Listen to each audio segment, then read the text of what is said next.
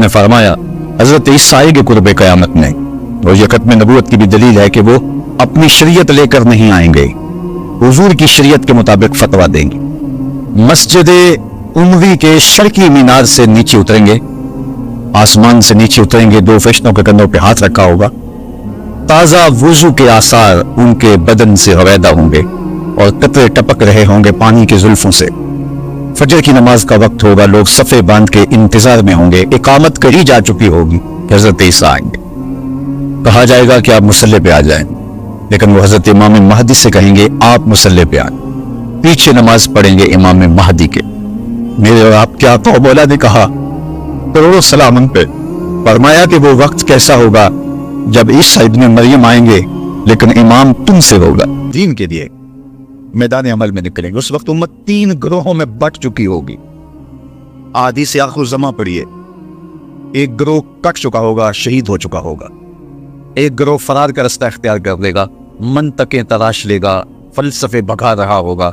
इतनी बड़ी ताकत के साथ लड़ना हमारे बस का रोग नहीं है। इतने असले, इतने आलात हरबो ज़रब, इतनी जदीद टेक्नोलॉजी हमारे बस का रोग नहीं मुकाबला करना, लिहाजा आफियत कदे में बैठ जाएंगे। ये दूसरा ग्रोह होगा। तीसरा ग्रोह मेरे हुजूर ने इरशाद फरमाया कि वो अक्सा के दरवाज़ों पर हक के लिए लड़ रहा होगा। हज़रत इमाम महदी उनके पास आएंगे, हमारे बंगलों में नहीं आएंगे, हमारे फार्म हाउसों में नहीं आएंगे, हमारी मार्केटों में नहीं आएंगे। इमाम महदी उनके पास आएंगे, उनको आके कहेंगे बताओ क्या करना है। हज़रत ईसा उनके पास आएंगे और कहेंगे बताओ क्या करना है। या तो मैं बद्दुआ करता हूँ और ये सारे जो है वो आगोश मौत में चले जाएंगे और तुम्हें फतह हो जाती है, और या फिर हम इनके साथ लड़ते हैं, अल्लाह हमें फतह देगा।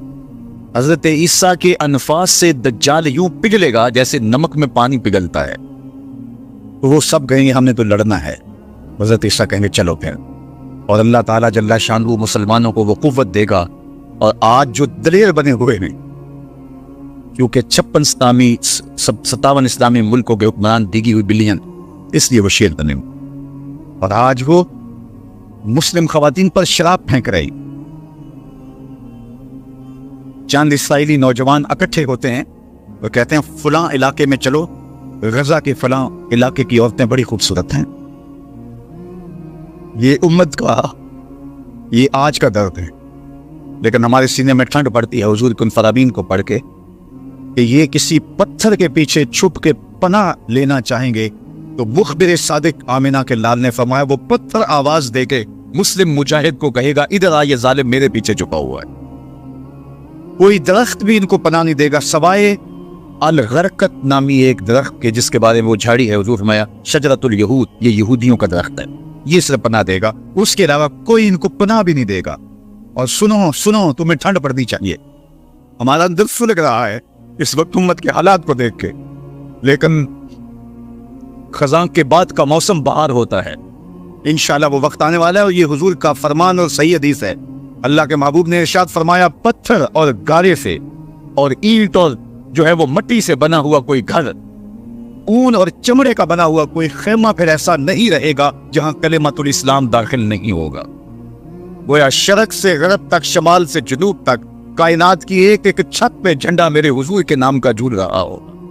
अल्लाह का वादा वल्लज़ी अरसला रसूलहु बिल हुदा व दीनिल हक लियुज़हिरहु अला दीन कुल्ले, अल्लाह ने वादा किया कि दीन इस्लाम को मैं गालिब करके रहूंगा, रसूल को भेजा इसलिए। और वो जमाना वो वक्त देखेगा 40 साल तक खिलाफत अला मिनहाज नबुव्वत कायम रहेगी, हत्ता कि बकरी घाट के ऊपर पानी पी रही होगी तो शेर आएगा तो एक कोने में पानी पी के चला जाएगा, उसको हिम्मत नहीं होगी कि बकरी को आंख उठा के देखे कि मुसलमानों का खलीफा बैठा हुआ है। 40 साल तक ये अमन कायम रहेगा, पूरी दुनिया के ऊपर झंडे मेरे हुजूर के झूलते रहे। और ये वक्त आना है, मैंने और आपने अपनी नस्लों को बता के जाना है दज्जाल के बारे में। सहाबा दज्जाल के बारे में अपनी नस्लों को यूं सिखाते थे जैसे कुरान की आयतें सिखाई जाती। सहाबा कहते हैं हुजूर ने हमें दज्जाल के बारे में बताया और थोड़े फासले पर खजूर का एक झुंड था पर हुजूर बयान कर रहे थे, और इस तरह हुजूर ने कहा कि बस वो बहुत जल्द आने वाला है। तो हमें लगा कि इस झुंड के पीछे होगा, कहीं अभी निकल के आ जाए। इस कदर सहाबा को बताया कि बहुत जल्द दज्जाल ज़हूर पजीर होने वाला है। और आज को दज्जाली फितने पूरी तरह से महवे नफूज हैं और गली गली दज्जाल अपनी तमाम तवानाई के साथ मुसलमानों को जो है वो कैप्चर कर रहा है। میں کہتا ہوں اگر ہم نے اپنی نسل کو نہ بتایا تو آنے والی نسل ہماری دجال کے قبضے میں ہوگی، اگر اس کے ساتھ نفرت پیدا نہ کی تو، کیونکہ وہ بھرپور پیکج بھی دے گا، زندہ بھی کرے گا، مارے گا بھی۔ آج بھی لوگ کہتے ہیں جناب جو ہے وہ ہم نے اپنی معیشت بھی تو بچانی ہے، ہمارے ایوان بالا کے اندر قرارداد پیش کی کہ ہمیں بھی ڈالر چاہیے، تو وہ پیکج بھی دے گا اور دوسری جانب خوف بھی دے گا، اور بہت سارے لوگ دجال کے ساتھ کھڑے ہو جائیں گے، لیکن جن کے سینے میں ایمان کا چراغاں ہوگا وہ ٹکڑے ٹکڑے بھی کر دے گا، پھر بھی کلمہ حق نہیں چھوڑیں گے۔ ہم نے اپنے آپ کو اتنا مضبوط کرنا ہے، اپنی نسلوں کو اتنا مضبوط کرنا ہے، یہ کسی صورت کے اندر بھی دجال کے ساتھ کھڑی۔ یہ جو 30 جھوٹے نبوت کے دعوے دار ہیں، ان کو کذاب بھی کہا گیا، ان کو دجال بھی کہا گیا، اور دجال اعظم بڑا دجال وہ سب سے آخر میں آنے والا ہے، لیکن وہ اس کا استدراج تو ہوگا جو کچھ دیر چلے گا، لیکن حضرت عیسیٰ کے انفاذ سے وہ پگھل جائے گا اور اللہ اسلام کا بول بالا کرے گا۔ تو آج نہیں تو کل اسلام کا بول بالا ہونے والا ہے۔ ان مشکل حالات میں تذبذب میں مبتلا نہیں ہونا، کمزوری میں نہیں آنا۔ یہ مشکل حالات ہیں اس وقت امہ کے اوپر، اور 56-57 اسلامی ملک جو ہے وہ ہتھیار پھینک چکے ہیں۔ یہ کل کا ہی آپ جنرل اسمبلی کا اجلاس اٹھا کے دیکھیے، کشمیر کی بات کی ہی نہیں گئی، چھوڑ دیا کشمیر کو، فلسطین کا بھی نام چھوڑ دیں کوئی پرواہ نہیں، زمانہ چھوڑ دیں۔ میں کہتا ہوں مالک وہ جو ڈٹے ہیں اقصیٰ کے دروازے پہ، ان کے حوصلے نہ ٹوٹنے دینا، ان کو سر بلند رکھنا، ان کو اونچا رکھنا، اور ان کے پیغام کا ابلاغ دنیا کے اوپر ہوگا، اور انشاءاللہ وہ وقت آنے والا ہے کہ پوری دنیا کے اوپر اسلام کا غلبہ ہوگا۔ آ ملے گے سینہ چاکانے چمن سے سینہ چاک، بزم گل کی ہم نفس باد صبا ہو جائے گی، شبنم افشانی پیدا کرے گی میری سوز و ساز، اس چمن کی ہر کلی درداش نہ ہو جائے گی، آسماں سحر کے نور سے ہوگا آئینہ پوش، اور ظلمت رات کی سیما پا ہو جائے گی، شب گریزہ ہوگی آ کر جلوہ خورشید سے، یہ چمن معمور ہوگا نغمہ توحید سے۔ انشاءاللہ ہم نے حصہ ڈالنا ہے اور دعا کرنی، اللہ اگر ہماری زندگی میں حضرت امام مہدی حضرت عیسیٰ آئے، اللہ ان کے لشکر میں شامل فرمانا، اور ہماری اولادوں یا اولادوں کی اولادوں کی زندگی میں یہ سعادت ان کو نصیب ہو، تو اللہ وہ دجال کے ساتھ نہ کھڑے ہوں، وہ امام مہدی کے ساتھ کھڑے ہو، حضرت عیسیٰ کے ساتھ کھڑے۔ اور انشاءاللہ مجھے یقین ہے کہ ہماری نسل دجال کے ساتھ نہیں کھڑی ہوں گی، کیونکہ روح اور دین کا نور ان کے سینے کے اندر انڈھیل گئے، اس کے 2 آنکھوں کے درمیان واضح طور پہ کافر لکھا ہوگا، جو مومن دیکھے گا بھی پہچانے گا بھی، اور جب پہچان لے گا پھر کوئی فرق نہیں پڑتا کہ اس کے ٹکڑے کیے جاتے ہیں، اس کے جسم کی بوٹیاں کی جاتی ہیں یا قیمہ کیا جاتا ہے، اس کو کوئی فرق نہیں پڑتا، وہ کھڑا ہو کے کہے گا کہ میں تیرے ساتھ نہیں ہوں، میں حضرت عیسیٰ کے لشکر میں شامل ہوں۔ اللہ جل شانہ کی بارگاہ میں آپ سارے لوگوں کی آمین کے ساتھ دعا ہے کہ اللہ اس امت کو غلبہ عطا فرمائے، اور ہمیں حضور علیہ الصلوۃ والسلام کے دین کا سچا سپاہی بنائے، اور دنیا آخرت کی بلائیاں ہمارا مقسوم کرے۔ اقبال کے سارے فلسفے کا رس نچوڑیں تو جو جوس نکلتا ہے، رس نکلتا ہے، وہ یہ ہے کہ محمد سے وفا تو نے تو ہم تیرے ہیں، یہ جہاں چیز ہے کیا لوح و قلم تیرے ہیں۔ اقبال کہتا ہے حضور سے وفا کر لو، پھر قلم بھی تمہارے ہاتھ میں دے دیں گے، تختی بھی تمہیں ہی دے دیں گے، لوح بھی تمہیں پکڑا دیں گے، پھر تمہاری تقریر کے فیصلے واشنگٹن میں نہیں ہوں گے، بلکہ خدا بندے سے خود پوچھے گا بتا تیری رضا کیا ہے۔ انور نکالتے ہیں اور پہرے پر مامور اس صحابی کو ارشاد فرماتے ہیں کہ تم چلے جاؤ، میری حفاظت میرے رب نے اپنے ذمہ کرم پہ لے لی۔ سوال یہ ہے کہ جتنے بھی پیغمبر، نبی، رسول، جتنے بھی پیغمبر، نبی اور رسول تشریف لائے ہیں، اللہ جل شانہ کے سچے اور فرستادہ رسول اور پیغمبر تھے، انہیں شہید کیا گیا، لیکن اللہ نے ان کی حفاظت نہیں فرمائی۔ حضور بھی اللہ کے نبی ہیں، لیکن اللہ نے اپنے محبوب کی حفاظت اپنے ذمہ کرم پہ سوال ہے۔ قرآن بھی اللہ کی کتاب اور باقی کتابیں بھی جو اس سے پہلے نازل ہوئی وہ بھی اللہ کی کتاب، حضور اللہ کے رسول، باقی اس سے قبل جو رسول اور پیغمبر ہوئے وہ بھی اللہ کے فرستادگان، ان کی حفاظت اپنے ذمہ کرم پہ نہیں لی، حضور کی حفاظت اپنے ذمہ کرم پہ لی۔ اس کا جواب ہی ختم نبوت کی دلیل ہے، اور وہ یہ کہ اگر کسی کتاب میں تحریف راہ پا جاتی ہے تو کوئی بات نہیں، نئی کتاب اترنے والی ہے، اور لوگوں کے لیے ہدایت کا سرچشمہ سوکھنے والا نہیں، نئی کتاب آنے والی ہے۔ کوئی بات نہیں ہے کتاب میں تحریف راہ پا گئی ہے تو دوسری کتاب آئی، اس میں تحریف کر لی تیسری کتاب آئی، اس میں تحریف کر لی تو چوتھی کتاب آئی، قرآن کے بعد چونکہ کوئی کتاب نہیں ہے، فَبِأَيِّ حَدِيثٍ بَعْدَهُ يُؤْمِنُونَ، اس کے بعد تم کس پہ ایمان لاؤ گے؟ اگر اس میں بھی تحریف کی راہ پائی جاتی ہے تو پھر قیامت تک آنے والے انسانوں کے لیے ہدایت کا کوئی سرچشمہ نہیں ہوگا۔ تو قرآن کی حفاظت کا ذمہ اپنے ذمہ کرم پہ لینا اس بات کی دلیل ہے کہ قرآن کے بعد کوئی کتاب اترنے والی نہیں ہے۔ ایک پیغمبر کو شہید کر دیا جاتا ہے، کوئی بات نہیں، اس کی جگہ نیا پیغمبر آنے والا ہے، اتمام دین کرے گا، اتمام توحید کرے گا، اللہ کے پیغام کا ابلاغ کرے گا، رشد و ہدایت کا چشمہ سوکھے گا نہیں، اس کے ذریعے سے نور بٹتا رہے گا، اجالے پھیلتے رہیں گے۔ دوسرے نبی کو شہید کر دیا جاتا ہے، تیسرے نبی کو، لیکن حضور علیہ السلام کی حفاظت اللہ نے اپنے ذمہ کرم پہ لی کہ محبوب آپ نے اتمام دین کرنا ہے، اگر آپ کو نقصان پہنچ جاتا ہے تو پھر اتمام دین کون کرے گا؟ حضور علیہ السلام کی حفاظت کا اللہ کے ذمہ کرم پہ ہونا اس بات کی دلیل ہے کہ حضور کے بعد کوئی پیغمبر آنے والا نہیں۔ بس خدا بر ما شریعت ختم کر، بر رسول ما رسالت ختم کر۔ لیکن جعلی لوگ، 2 نمبر لوگ اپنے آپ کو نبوت اور رسالت کے دعوے کے ساتھ سامنے لاتے رہیں گے، اور وہ اللہ کے محبوب نے پہلے ارشاد فرما دیا کہ میرے بعد 30 کے قریب دجال آئیں گے جو یہ دعویٰ کریں گے، یہ گمان کریں گے کہ ہم نبی ہیں، ہم رسول ہیں، لیکن فرمایا کہ میرے بعد کوئی رسول نہیں ہے، میں آخری نبی۔ تو مختلف ادوار کے اندر لوگ آتے رہے اور جنہوں نے ادعائے نبوت کیا۔ خود جناب رسالت مآب صلی اللہ علیہ وآلہ وسلم کے زمانے میں مسیلمہ کذاب یمامہ کا ایک شخص تھا، اور اس نے کہا کہ میں پیغمبر ہوں، اور 40,000 لوگ اپنے گرد اس نے جمع کر لیے، اور حضرت سیدنا صدیق اکبر رضی اللہ تعالی عنہ نے اس کے معارضے میں، اس کے مقابلے میں باقاعدہ فوج بھیجی۔ 13,000 کے قریب لشکر جا کے اس کا معارضہ کرتا ہے، اس کا مقابلہ کرتا ہے اور اسے شکست فاش دیتا ہے، اور اس راستے کے اندر اس جنگ میں 1200 مسلمان شہید ہوتے ہیں۔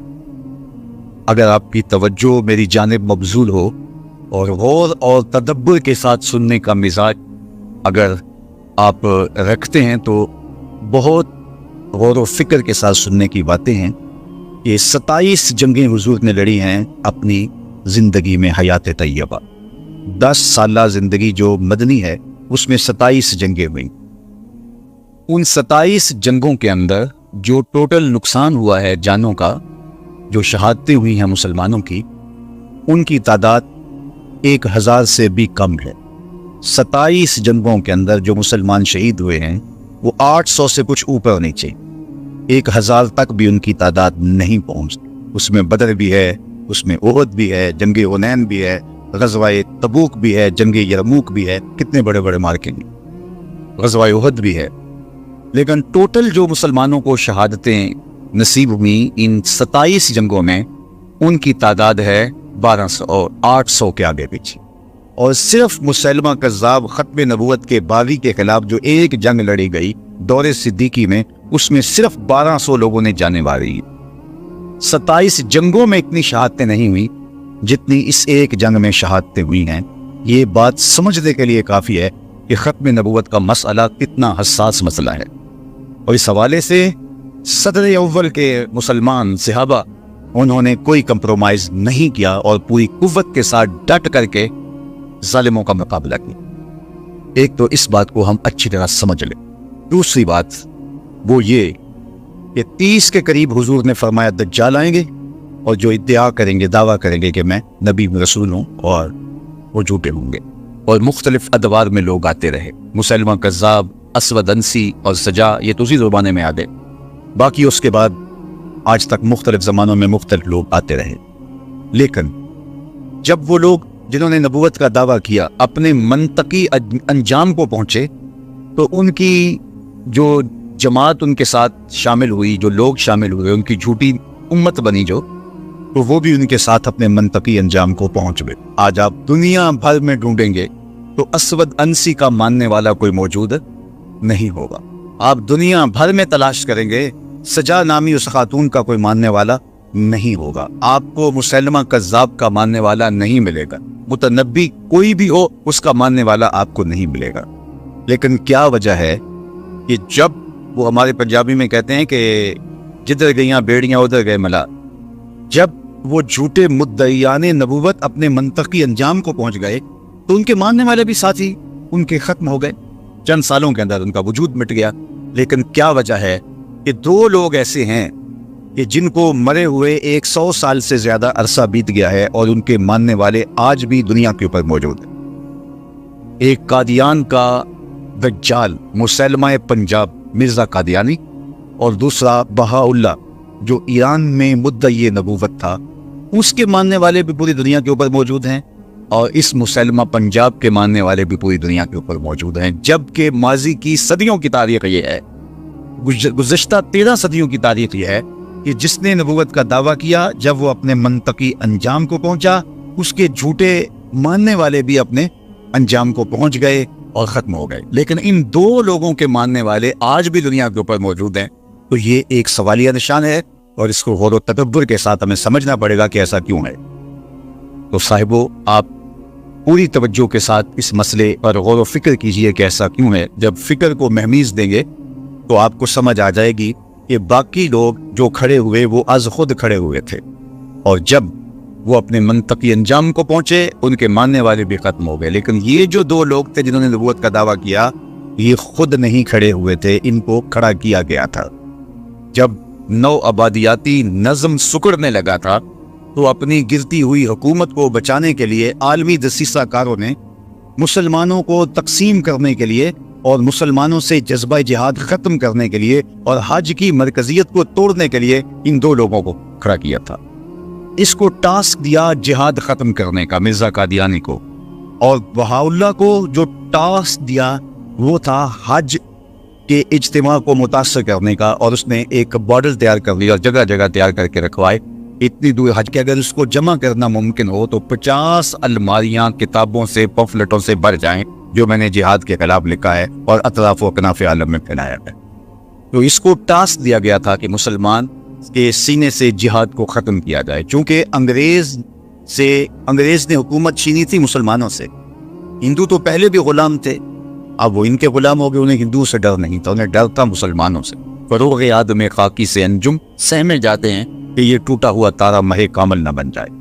اس لیے وہ قوت جسے جہاد کہتے ہیں اس کو ختم کرنے کے لیے مرزا غلام محمد قادیانی کو کھڑا کیا گیا. اور اس کی جتنی بھی تحریرات ہیں آپ پڑھ کے دیکھیں تو اس نے جہاد کے خلاف بات کی ہے کہ یہ نہیں ہونا چاہیے، قلم کا زمانہ ہے، جہاد کا زمانہ نہیں ہے. اگرچہ امت مسلمہ نے اس کو مسترد کر دیا اور وہ بدترین موت مر گیا، لیکن چونکہ جنہوں نے کھڑا کیا تھا وہ تو آج بھی ان کی سرپرستی کر رہے ہیں، لہٰذا ان کے ماننے والے آج بھی موجود ہیں. اس دور کے اشرافیہ نے مانا تھا، کیونکہ تاج برطانیہ کے زیر سایہ یہ پودا کاشت کیا گیا تھا اور ان لوگوں کو اس کے سائے میں لا کے بٹھایا گیا تھا.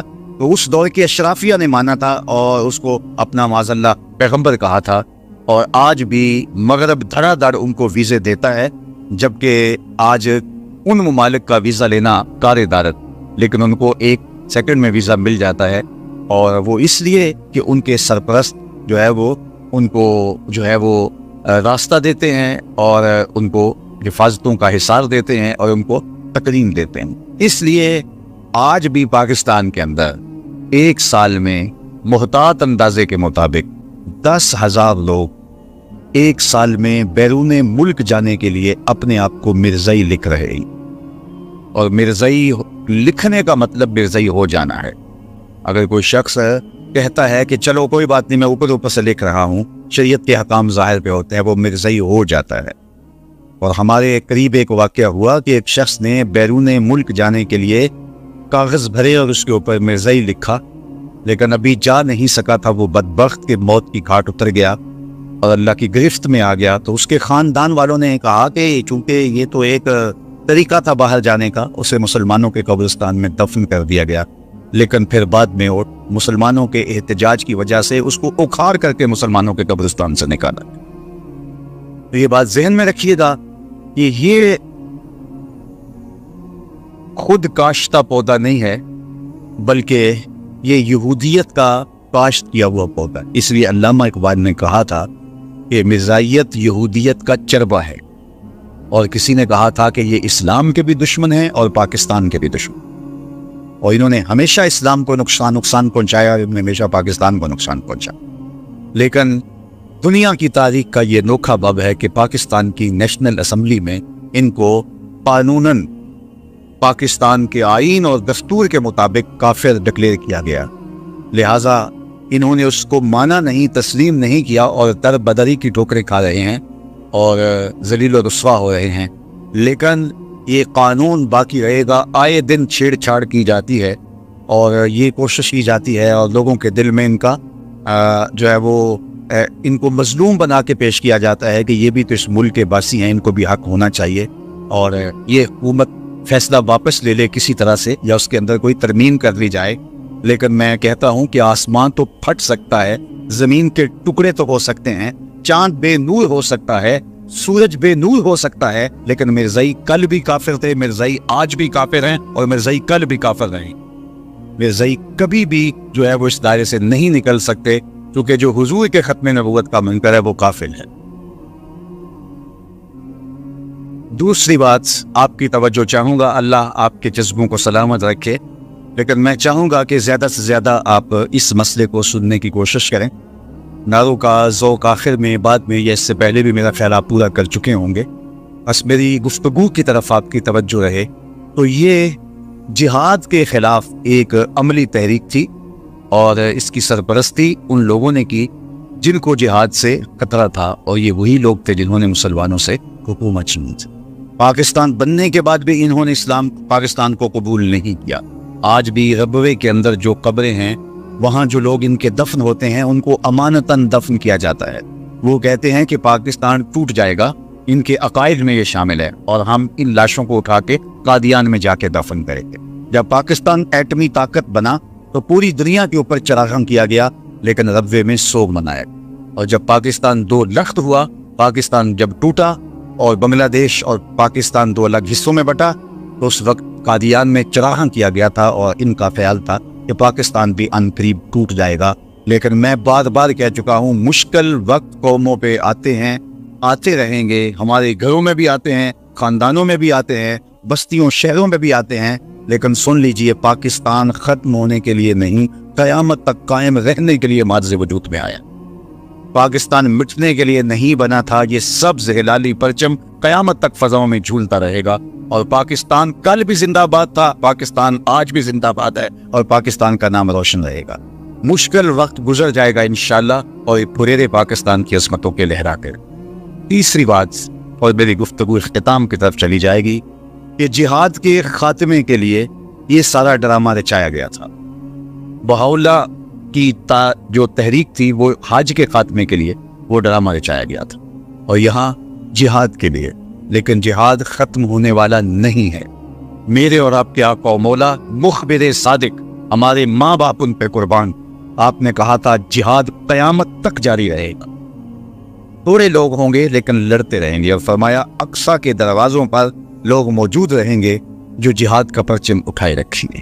اور آج اقصی کے دروازوں پر لڑنے والے غزہ کے ان مجاہدوں کو ہم سیلوٹ کرتے ہیں، سلام پیش کرتے ہیں کہ پوری دنیا نے ان کا ساتھ چھوڑ دیا، اور کفر اسرائیل کے ساتھ آ کے کھڑا ہو گیا۔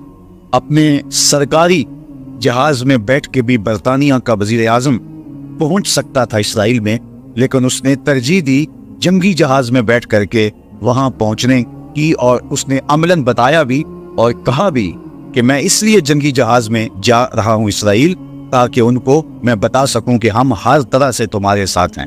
لیکن 56-57 اسلامی ملکوں میں کوئی ایک بھی نہیں گیا جو غزہ کے یتیموں کے سر پہ ہاتھ رکھ سکے کہ ہم بھی تمہارے ساتھ ہیں۔ لیکن غزہ کے مجاہدوں، تمہیں سلام ہو، تمہیں آمنہ کا لال دیکھ رہا ہے۔ سنو میرے حضور نے ارشاد فرمایا، والذی، ارشاد فرمایا حضور نے کہ قرب قیامت میں جب دجال آئے گا، ابھی تو دجال کا ظہور ہونے والا ہے، دجالی قوتوں کا ظہور ہے، لیکن فرمایا قرب قیامت میں جب دجال آئے گا تو میرے غلام اس کے مقابلے میں نکلیں گے حق کے راستے پہ اپنا سب کچھ کٹوانے کے لیے۔ سنو، صحاح کی روایت ہے، انی لعارف اسماءہم، میں اپنے ان غلاموں کو نام بنام جانتا ہوں. وَأَسْمَاءَ آبَائِهِمْ، ان غلاموں کے ماں باپ کے ناموں کو بھی جانتا ہوں، کہانی ختموں کو بھی جانتا ہوں. کون سا غلام، کس کا بیٹا کس رنگ کی سواری پہ بیٹھ کے جہاد کرے گا، حضور فرمایا میں پہچانتا ہوں. غزہ والو تمہیں مبارک ہو، تجھے آمنہ کے لال پہچان رہے ہیں. زمانہ تمہیں چھوڑ دے، تمہیں پرواہ نہیں ہونی چاہیے، اس لیے کہ آمنہ کے لال تمہیں پہچانتے بھی ہیں، تمہیں جانتے بھی ہیں، اور جن سواریوں پہ تم جہاد کر رہے ہو ان سواریوں کے رنگوں کو بھی پہچانتے ہیں. اور یہ جہاد کبھی ختم نہیں ہوگا.